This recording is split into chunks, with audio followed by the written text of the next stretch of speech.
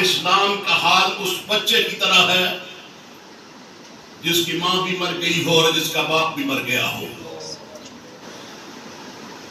اسلام یتیم ہو گیا. مسلمانوں نے اس کو سوسائٹی سے بھی نکال دیا, گھروں سے بھی نکال دیا. آج یہ بچہ ہماری گلیوں میں روتا پھرتا ہے. اس کے کپڑے تار تار ہیں, یہ ننگے پاؤں ہے, اس کے پاؤں میں چھالے ہیں, اس کے سر میں خاک پڑی ہے. یہ بھوکا بھی ہے اور پیاسا بھی ہے, اور یہ گلیوں کے اندر پھر رہا ہے اور ہمارے دروازوں پہ دستک دے کے پوچھتا ہے, لوگوں میرے بیٹے کہاں گئے؟ لوگوں میرے شاہ سوار کہاں گئے؟ میرے جانباز کہاں گئے؟ لوگوں وہ بدر والے کہاں گئے؟ وہ احد والے کہاں گئے؟ وہ خندق والے کہاں گئے؟ وہ خیبر والے کہاں گئے؟ وہ یرموک والے کہاں گئے؟ وہ تبوک والے کہاں گئے؟ آگے سے سنا پھر دستک دیتا ہے, ہم سے پوچھتا ہے, لوگوں ابو بکر کا گھر کون سا ہے؟ عمر کا گھر کون سا ہے؟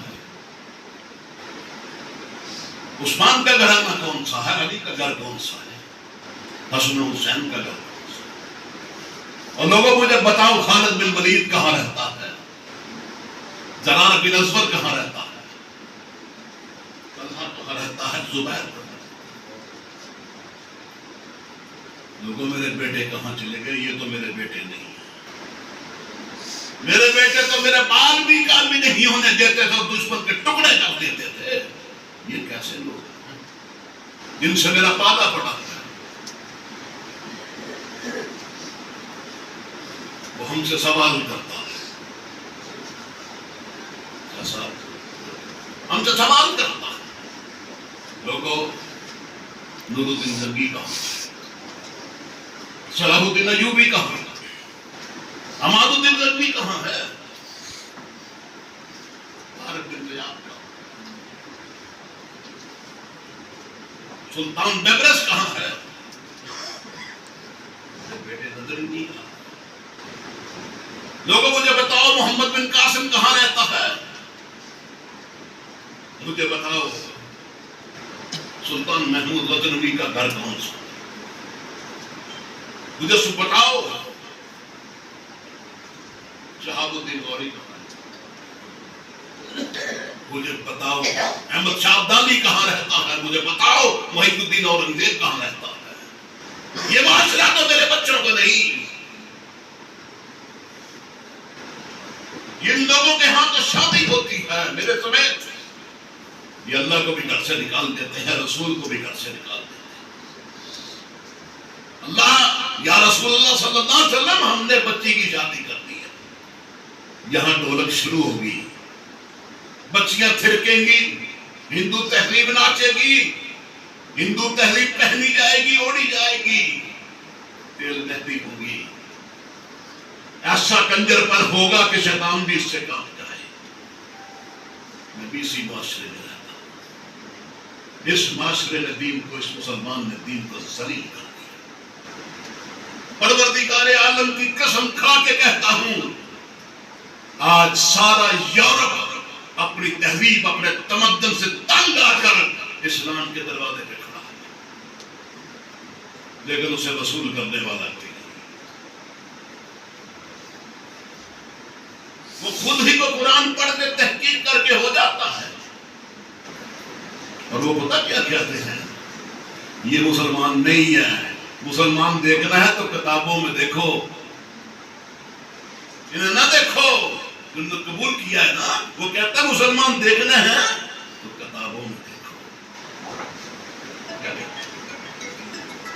اس کے مسلمان کی جھلک دیکھنی ہو. اور خان صاحب مرضیت پہ گری ازاری کر رہے تھے, ان کے سر میں جوتے مار رہے تھے. ان کی غیرت دیکھنی ہو کہ ہم کیا تھے ختم نبوت کے سلسلے میں. صرف ایک بات کہہ کے آگے بڑھتا ہوں. خالد بن ولید جب یمامہ کی طرف روانہ ہوئے, یمامہ میں پہنچے, رات پڑ گئی. کہا راستے سے واقف نہیں ہے, کہیں دشمن کے گھیرے میں نہ آ جائیں. ختم نبوت کے پروٹوکول کی بات کر رہا ہوں، اس کی آبرو کی بات کر رہا ہوں، اس کی عزت کی بات کر رہا ہوں۔ ایک جگہ رک گئے، صبح سفر کا آغاز کیا گیا۔ تھوڑی دیر میں خالد بن ولید نے دیکھا کہ 20 گھڑ سوار چلے آ رہے ہیں۔ خالد آگے بڑھے، لگام پکڑ لی، پوچھا کون ہو، کہاں سے آئے؟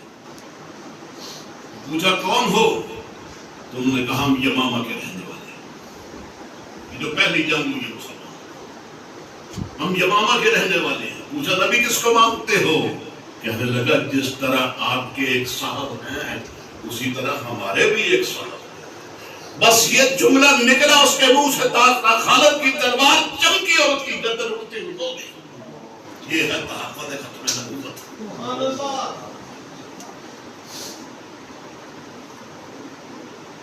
ان کی سماعت برداشت نہیں کر سکی، اس نے کہا ظالم تو نے میری سماعتیں جلا دی، میرا قلب جلا دیا، میرا جگر سوختہ کر دیا، مجھے بھشم کر دیا، اور محمد کے بعد نبی، یہ کون سا عقیدہ ہے؟ رسول اللہ کے بعد نبی۔ اور اتنی دیر میں صحابہ کرام نے باقی 19 کے صرف 2 منٹ کے اندر ٹکڑے کر دیے۔ یہ ایمان ہے۔ اب رشتے ہو رہے ہیں،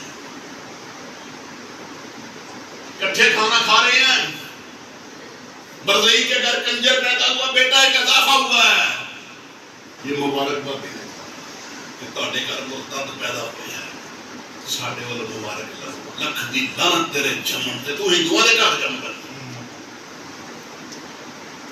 ایک بات یاد رکھنا، بے عمل ہونا اور بات ہے، بے غیرت ہونا اور بات ہے۔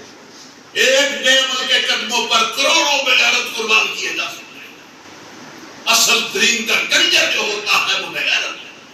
یہ 5 رکعت کی نماز پڑھے گا، تہجد پڑھے گا، پانی ضائع کر دے گا وضو کر کے، اللہ کی قسم سے حرمت رسول کا سبب کبھی یاد نہیں ہوگا، کبھی ختم نبوت کا نہیں نکلے گا، آبرو رسول کے لیے اس کی آنکھوں میں کبھی سرخی نہیں آئے گی۔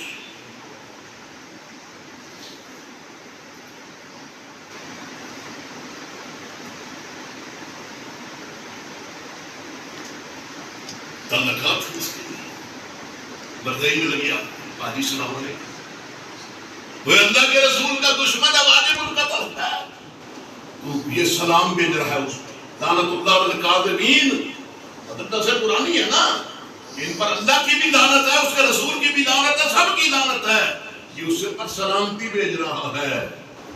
السلام علیکم جی، چاچا جی السلام علیکم۔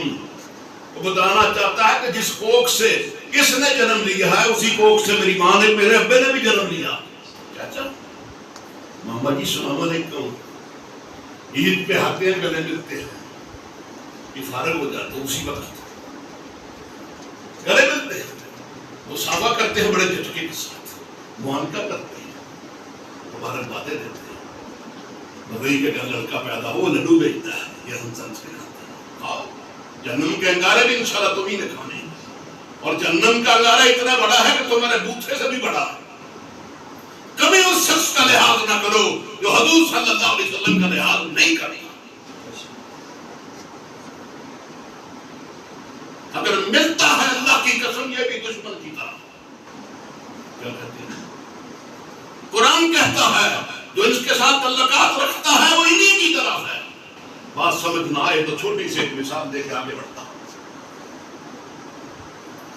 یہاں ایک سنہری ڈرم ہے بہت بڑا، اس کے اندر 5 من دودھ ہے، 6 فٹ کی ڈرم کی لمبائی ہے، کتنی اس کی چوڑائی ہے، سب لوگ بیٹھے اس کی بولی لگتی ہے،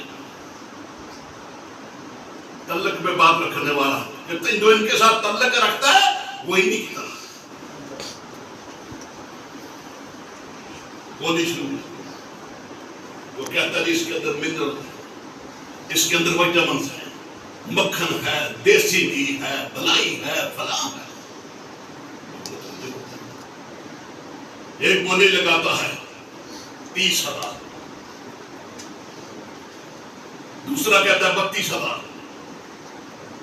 تیسرا کہتا ہے 35,000 40,000 50,000 60,000 70,000 80,000 1 لاکھ پہ بولی رک جاتی ہے. اس پر وہ شخص اپنی جیب سے ایک شیشی نکالتا ہے, ڈرم کے اوپر چڑھتا ہے اور اس کے اندر ایک قطرہ ٹپا دیتا ہے شیشی میں اور ساتھ بتا دیتا ہے کہ یہ پیشاب ہے. کیا ہے؟ پیشاب ہے. کیا کہ نیچے آتا ہے. ہاں بھائی کہاں پہ بولی کون سی تھی؟ لاکھ روپے پہ. بھائی 2 لاکھ روپے لگتے نہیں ماں دیا سیدھا سے یہ بھی کتا ہی کتے دیا بچے آپ کہتا 80,000 والا کدھر ہے؟ وہ بھی لعنت میں ہیتا ہے. وہ 70 والا 60 والا 50 والا ہمیں لٹ گیا کیا کر بیٹھا. وہ 40,000 والا 30,000 10,000 والا وہ 5,000 ہی دے دو. اچھا چلو 500 ہی دے دو. خدا کی قسم کھا کے کہتا ہوں اس کے اندر منرلز ہیں وائٹامنز ہیں روغنیات ہیں مکھن ہے دیسی گھی ہے. 500 دے دو 100 روپیہ دے دو نہیں وہ 5 روپیہ دے دو وہ 1 روپیہ کو دے دے. جرم کیا کیا دودھ نے وہ جس کی قیمت پہلے 1 لاکھ لگی تھی. میری بات کو پلیز سمجھیے ہماری آخرت کا مسئلہ ہے قبر کا مسئلہ ہے. جس نے ختم نبوت کا کام نہیں کیا اس کا خاتمہ بالخیر 100% خطرے میں ہے. اس نے ثابت کیا ہے کہ میں نے کام اس لیے نہیں کیا کہ میرا حدود سے کوئی واسطہ نہیں تھا. ان کی جیب سے 50 روپے جیب کترا نکال لینا تو تھانے بھاگتے ہیں. میرے ساتھ یہ واردات ہوئی ہے اور ادھر مرتے قادیانی نے اپنے چوہے دانتوں کے ساتھ سارا دین کتر کے رکھ دیا. اس کے ایکشن نہیں لیتے.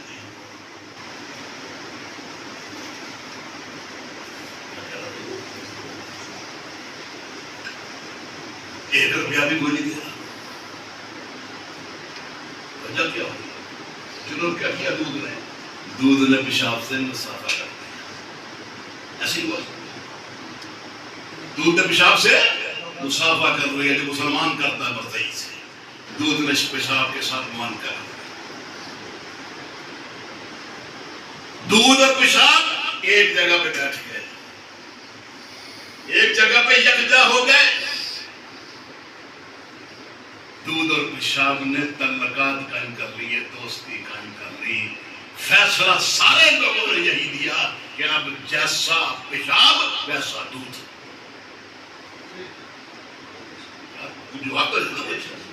ایسا ہی ہے نا.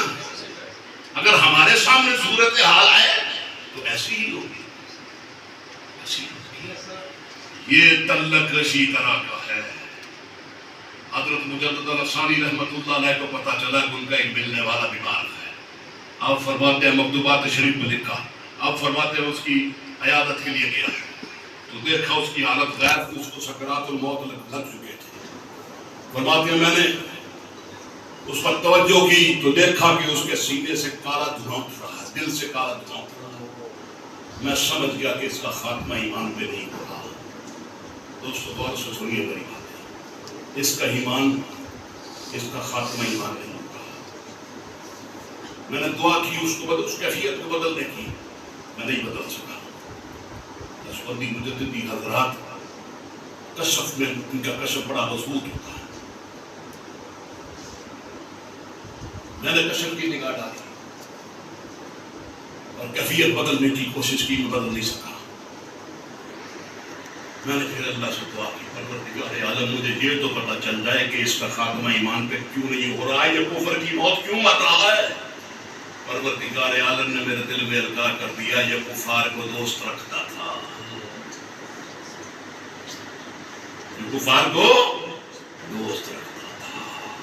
اور وہ کفار کون سے؟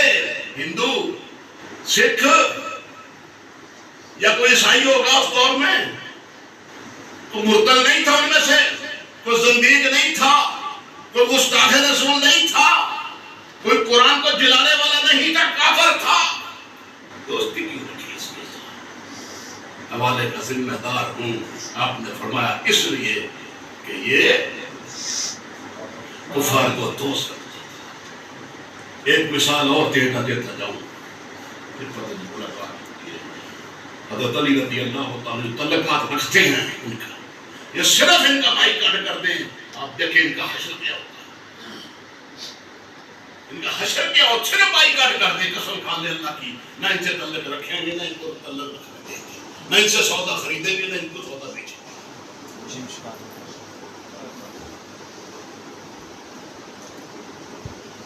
حضرت علی رضی اللہ عنہ کے پاس ایک کیس آیا. آقا علیہ الصلوۃ والسلام نے فرمایا میری امت کا قاضی علی ہے، ان سے بڑا قاضی کوئی نہیں امت. ان کے پاس کیس آیا. کیس کیا تھا؟ لوگوں نے غلام کو پکڑا ہوا تھا جس کے ہاتھ میں خنجر تھا، خون سے بھرا ہوا تھا. کہنے لگے اس نے اپنے غلام کو اس نے اپنے آقا کو قتل کیا. غلام سے پوچھا، وہ کہنے لگا میں نے قتل ضرور کیا ہے، لیکن حضرت میری سچی بات یہ ہے کہ میرا غلام میرے ساتھ بدفعلی کرنا چاہتا تھا، میں نے اپنی عزت کی حفاظت کے لیے اس کو قتل کیا. وہ کہنے لگے نہیں، یہ اس کے مال اسباب پہ قبضہ کرنا چاہتا، اس کے کاروبار پہ قبضہ کرنا چاہتا تھا، اس لیے قتل کیا. وہ کہے نہیں. اب دونوں طرف سے تکرار بڑھ گیا. تو سیدنا علی المرتضیٰ رضی اللہ عنہ مسکرائے، کہا ابھی فیصلہ کر دیتے ہیں، مجھے مقتول کی قبر پہ لے چلو. مقتول کی قبر پہ لے گئے. قبر اکھیڑ دو، مٹی ہٹائی گئی. اب تو دیکھا نیچے کفن تو موجود تھا، لاش موجود نہیں تھی. آپ نے فرمایا غلام سچ کہتا ہے، غلام سچ کہتا ہے. اس نے قوم لوط والا فعل کرنا چاہا، اللہ نے اسے مسلمانوں کے قبرستان سے اٹھا کے لوطیوں کے قبرستان پہ ڈال دیا. قائد آباد کے مسلمانوں یاد رکھنا، اگر کسی نے مرتدیوں سے تعلقات رکھے مرے گا یہاں پر، قبر بھی یہاں پہ ملے گی، لیکن قبر کے اندر اس کا وجود رب اٹھا کے قادیان میں پھینک دے. اللہ بڑا غیرت مند ہے اپنے محمد کے لیے. اللہ بڑا غیرت مند ہے، اتنا غیرت مند ہے کہ ساری زندگی رسول اللہ کے بچ میں مکھی نہیں بیٹھنے دی. آج کتے بھونک رہے ہیں، اس نے مکھی نہیں بیٹھنے دی. مکھی کو کوئی آداب رسول سکھائے، میرے محمد کے جسم پہ نہیں بیٹھنا تو نے صلی اللہ علیہ وسلم.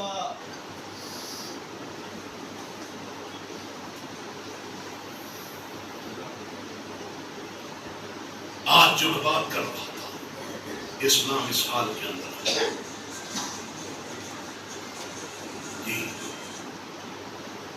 مصر کی باری لگ گئی، اجڑ گیا.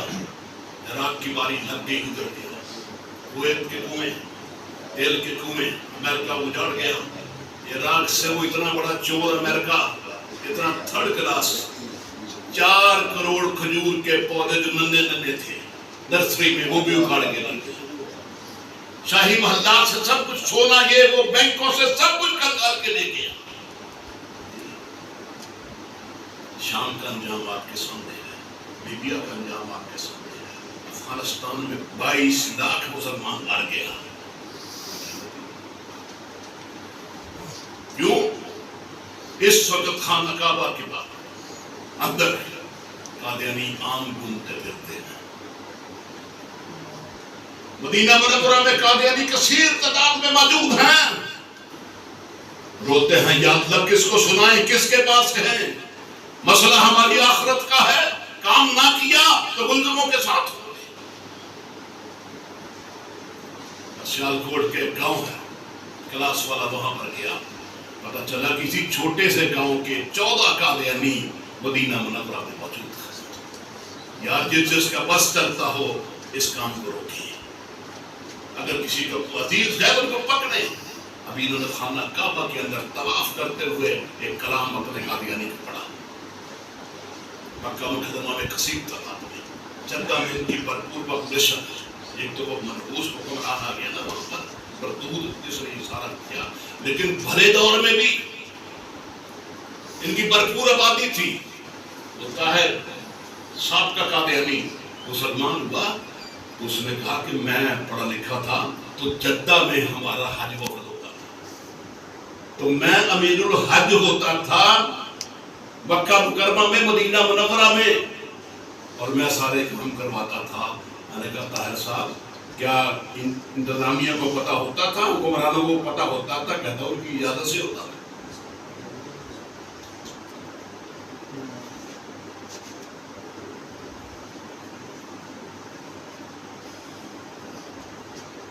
کیا سناؤں مسلمانوں کی داستان، کیا سناؤں مسلمانوں کی داستان، مسلمانوں نے مار دیے کتنے ٹیپو سلطان۔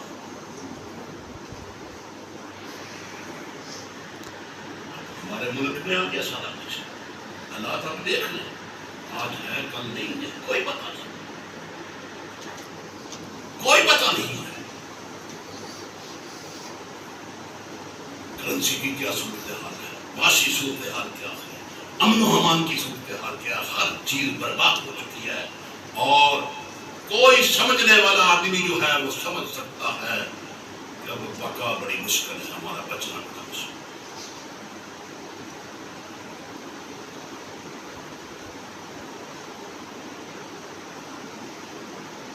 جو ہم نے کیا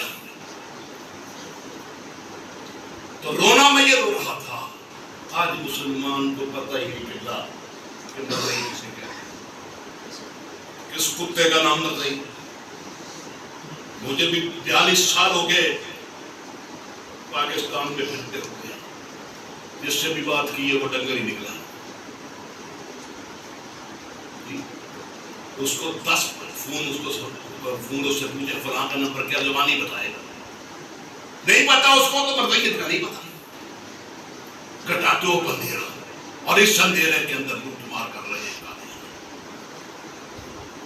نہ قادیانیوں کو پتا ہے جو نہ مسلم ہیں، نہ مسلمانوں کو پتا ہے، اندھیرے میں سارا کاروبار ہو چکا۔ اگر ہر بندہ اپنے گھر کے اندر ختم نبوت کا چراغ روشن کر دے تو یہ ٹھہریں گے؟ وہ ہر بندہ اپنی دکان پہ بیٹھ کے ختم نبوت کی 2-4 باتیں کرتے، ختم نبوت کا چراغ روشن کرتے، یہ کبھی نہیں آئیں گے۔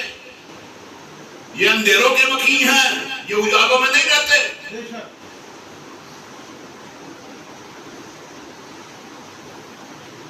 بے تعلق کی دکھ پکی طور جس کے بعد ایک بندہ من کہنے لگا کہ مرضی من تو ہونا نہ صحیح کس طرح میں دیکھنا کہ وجہ ہوتا ہے، جا کے جا کر نظر آئے گا کٹھے ہونا نہ اسی اٹھے، تینوں پتہ ہی نہیں مرضی کی ہے اٹھے رہ گئی جا کے۔ تو اسی بات پہ میں مفصل وقت میں آپ سے گفتگو کرنا چاہتا ہوں۔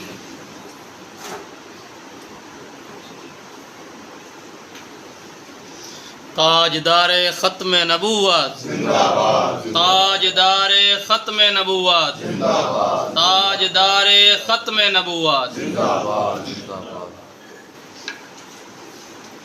اقبال نے کہا تھا غیرت بڑی چیز ہے جہان تر و دو میں، غیرت بڑی چیز ہے جہان تر و دو میں، پہناتی ہے درویش کو تاج سر دارا۔ غیرت ہم سے چھن گئی۔ حضور صلی اللہ علیہ وسلم نے فرمایا میں سب سے زیادہ غیرت مند ہوں اور میرا اللہ مجھ سے بھی زیادہ غیرت مند ہے، اور آقا کا امتی بھی غیرت مند ہوں۔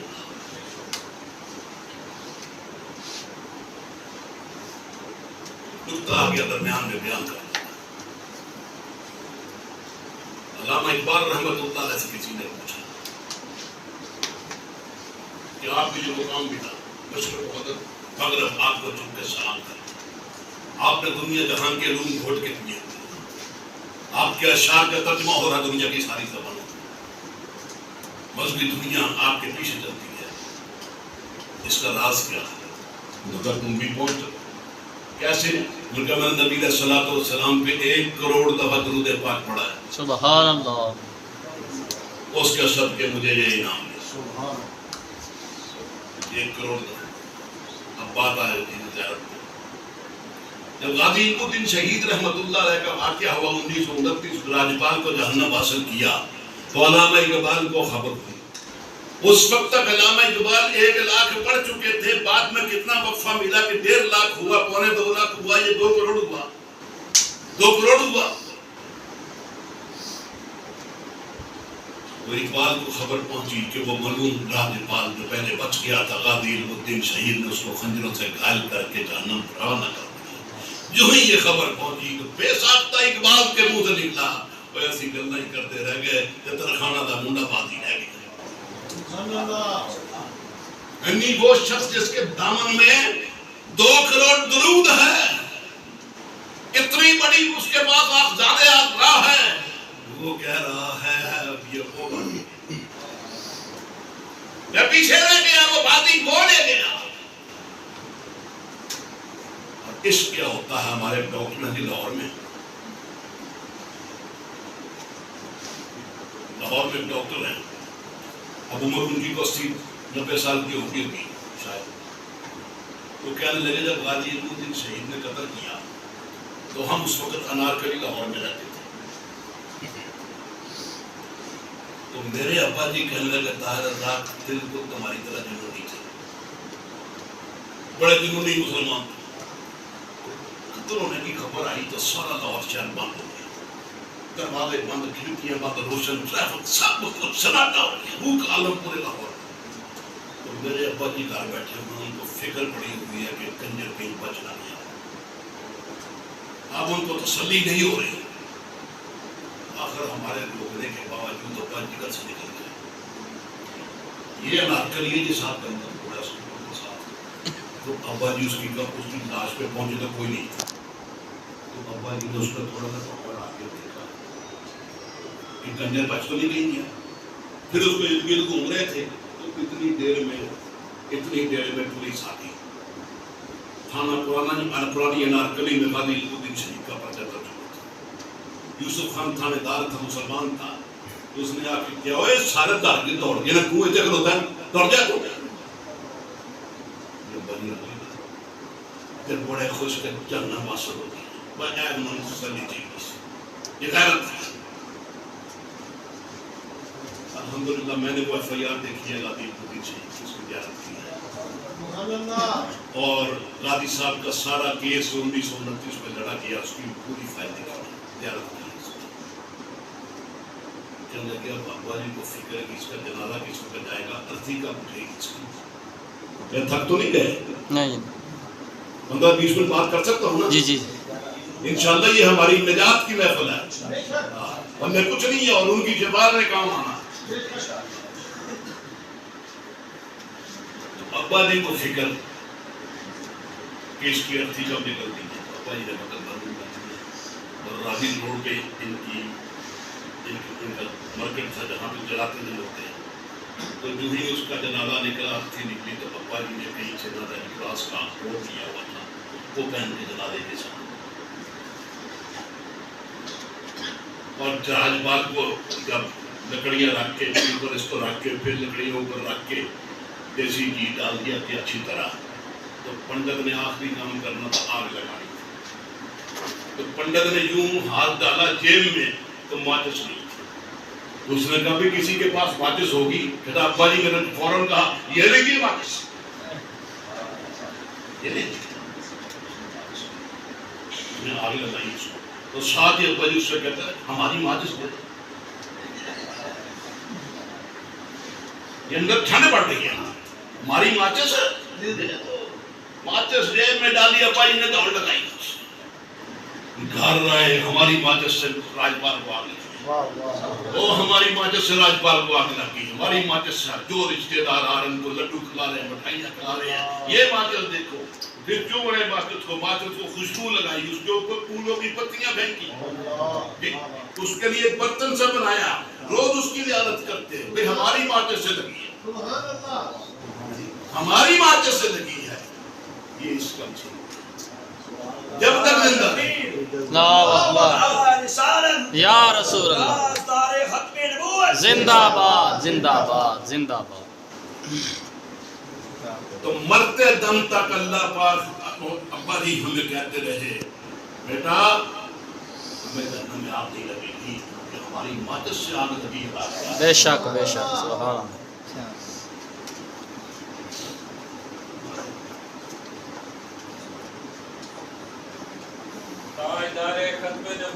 زندہ باد زندہ باد زندہ باد زندہ باد زندہ باد زندہ باد زندہ باد زندہ باد میں بات کر رہا تھا اس جہالت کی کہ پتہ نہیں. میرے پاس ہائی کورٹ کے ایک سینئر وکیل آئے. اللہ کے فضل سے ہائی کورٹ میں بڑا کام کیا. ججز کے ساتھ بڑا تعاون کیا.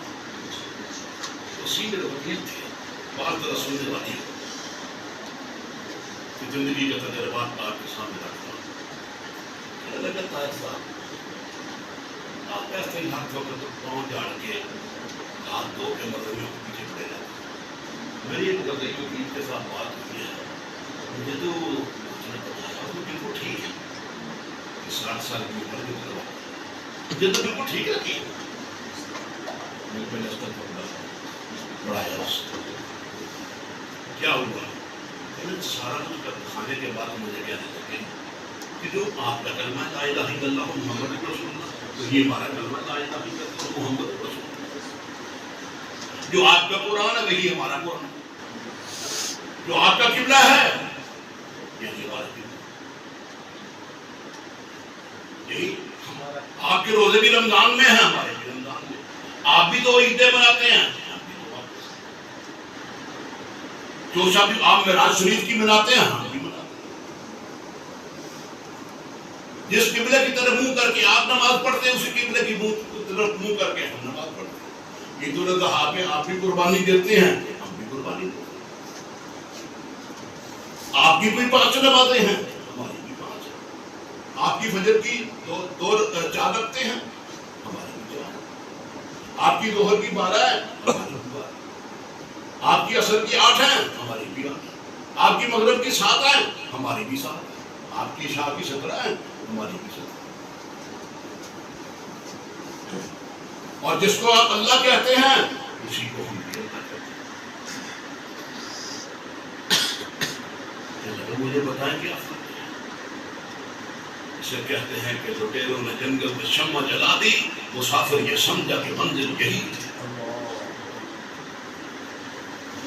ایک دھبا ہے علم و آگہی کے نام پر تیر بھی پھیلا رہے ہیں روشنی کے نام پر. غدار نے بھی دھار لیا روح مسلمان. غدار نے بھی دھار لیا روح مسلمان. تسبیح کے دانوں میں چھپی تیغ ستم ہے. کسی نے کیا خوب کہا کہ واللہ اسیری بلبل کا اہتمام.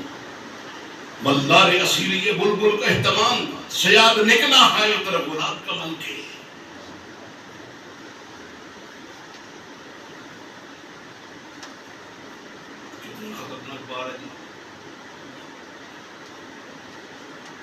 اب شہر میں گھوم جائیے وہ کتنے بندے اس کا جواب دیں گے.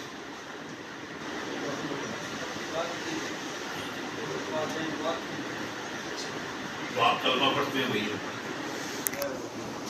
جس طرح آپ مرتے کو دفن کرتے ہیں اسی طرح ہم کرتے ہیں. آپ بھی نماز جنازہ پڑھا پڑھ کے دفن کرتے ہیں. 19-20 کا فرق ہو مجھے بتا دیں. دعا کی دل میں اللہ اس کا جواب عطا فرما. میں نے کہا تجھے پتا ہے کہ سلطان درود انزکی کے دور میں 2 نصارہ مدینہ منورہ پہنچے اور وہ روضہ رسول کے پاس بیٹھ گئے اور وہ سارا دن وہاں پہ قرآن پڑھتے درود پاک پڑھتے. نماز کا وقت ہوتا جا کے نماز پڑھتے عبادات کرتے لوگوں کو کھانا بھی کھلاتے اور رات پڑ جاتی تو وہ سرنگ لگاتے نبی کی قبر انور کی طرف. واقعہ دل میں ہے نا سارے کہ نہیں. سرنگ لگاتے. وہ چاہتے تھے کہ رسول اللہ کے جسم اندر کو نکال دیا.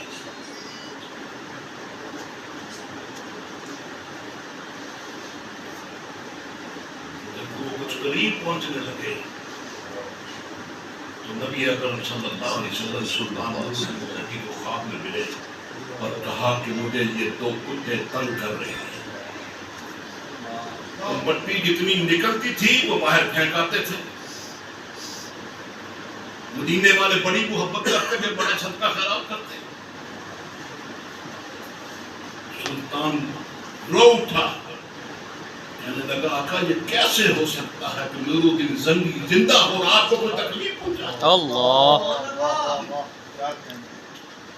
یہی ہمارے ہوتے بھی ہونا چاہیے. یہ کیسے ہو سکتا ہے کہ ہمارے ہوتے ہوئے کوئی غلط غلط کر جائے؟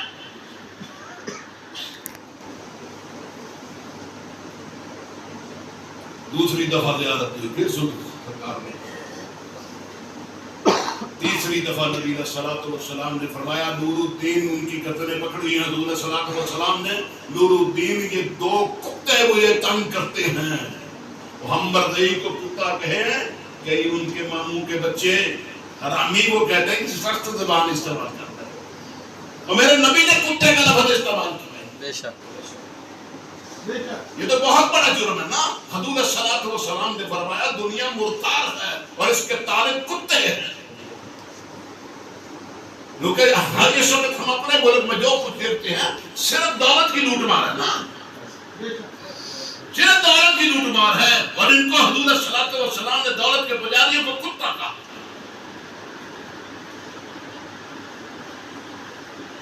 آقا علیہ السلام نے یہ دو کتے مجھے تنگ کرتے ہیں. سلطان نورالدین زنگی گھوڑا اڑاتا ہوا ساتھ فوج ہے. رکا نہیں نہ پانی پیا نہ کھانا کھایا. مدینہ منورہ کی حدود میں آیا. پاؤں سے جوتا اٹھا کے ننگے پاؤں چلتے لگا. اللہ اور جب مسجد نبوی کی حدود میں داخل ہوا تو گھٹنوں کے بعد بچوں کی طرح چل رہے. آقا آپ نے مجھے بلایا میں کتنا خوش ہوں. اب بندہ ڈھونڈ رہے وہاں پہ مل نہیں رہے. سلطان نورالدین زنگی کو ترتیب آئی. اس نے کہا سارے اہل مدینہ کی کل دعوت سب آئیں گے. کوتوال کو کہا کہ سب کو لے کے آئے. دیکھنا کو پیچھے نہ رہ جائے. سب کی دعوت ہے. سارے آ گئے. دعوت سے کھانے کے بعد جب نکلے تو سلطان دروازے پہ کھڑا ہو گیا.